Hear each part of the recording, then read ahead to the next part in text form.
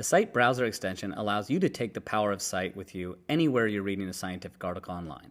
Whether that's directly on a publisher page, whether that's PubMed or Google Scholar, it will allow you to easily and quickly see if an article has been supported or challenged.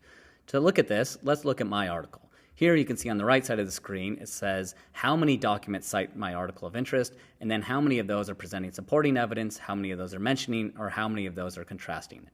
If you click it, it brings you over to Scite, and what you can see is we have the same metadata as the version of record, so the title, the authors, the abstract.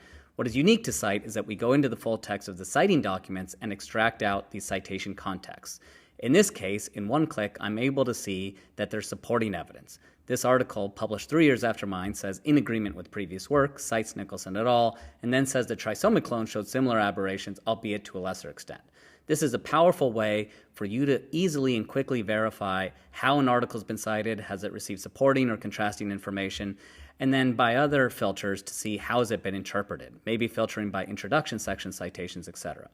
The Scite Browser Extension works for Chrome, Safari, Microsoft Edge, or Firefox.